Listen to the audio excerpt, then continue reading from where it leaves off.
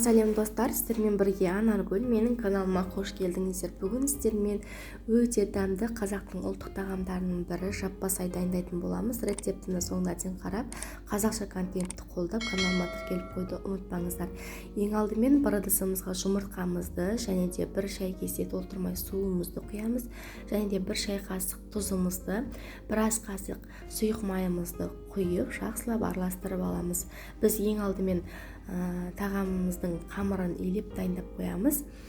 Содан соң ұн илеуіштен ұнымызды өткізе отырып қамыр илеп аламыз. Кішкене қаттылау, орташа жұмсақтықтағы қамыр илейміз. Мен ең алдымен осылай қасықпен араластырып алдым. Содан соң қолмен жақсылап қамыр илейтін боламын.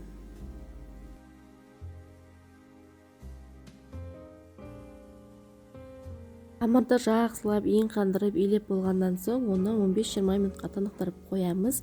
Және де сол арада начинкасын дайындап аламыз. Барлық өнімдерімізді алдын ала турап дайындап алдым. Бір қалыпты етіп, кубик тәрізді етіп турап алдым. Пиязды, сәбіз, ет, картоп, болгар бұрышын барлығын. Енді осының барлығын алдын ала майымызды қыздырып аламыз да, қызып тұрған майға етімізді қызарғанша пісіреміз. Етімізді жақсылап қызартып қуырып алғаннан соң пиязымызды да салып, ет пен пиязды бірге қуырамыз. Яғни пиязы өлгенше жақсылап қуырып аламыз. Содан соң артынша сәбізімізді да салып тағы да 5-10 минуттай қуырамыз.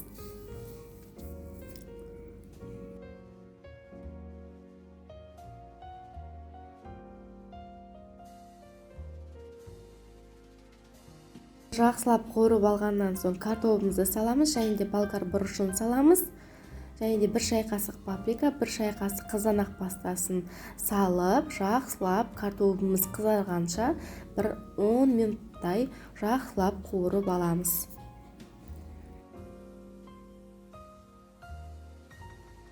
Қызартып жақсылап қуырып алғаннан соң тұз салып, тағы да бір араластырып жібереміз де, картоппен бірдей етіп су құямыз. Суды қатты көп құймаңыздар, картоппен бірдей болып тұрса болды. Су құйып, бетін жауып, орташа отта жартылай пісіріп алатын боламыз. Сол арада қамырымызды жайып дайындап аламыз. Мен қамырды 2-3 қайтара илеп алдым. Көрсеңіздер, қамырым өте сондай жылтыр болып әдемі болған. Енді қамырымызды өте жұқа, бешбармақтың қамыры сияқты етіп, өте жұқа етіп жайып аламыз.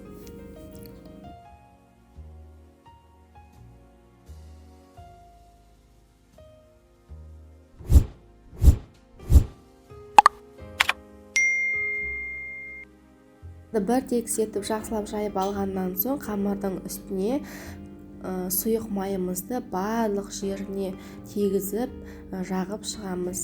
Кәдімгі тамаққа қосатын сұйық майды барлық жеріне бірдей етіп жағып шығыңыздар. Содан соң қамырымызды 4 бұрыш етіп кесетін боламыз. Ең алдымен осылай ұзынша етіп кесеміз. Содан соң осылай тағы да 4 бұрышты, яғни кубик тәрізді етіп, барлығын бір қалыпты етіп кесіп аламыз.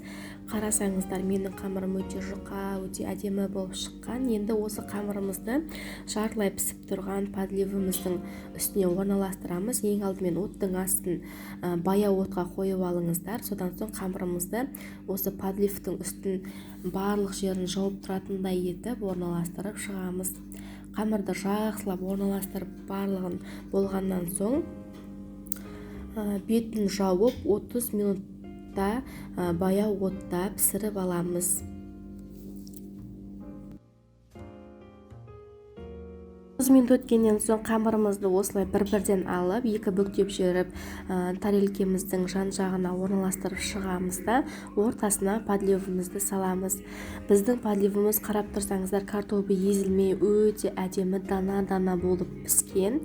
Осылай дастарханға тарта берсеңіздер де болады.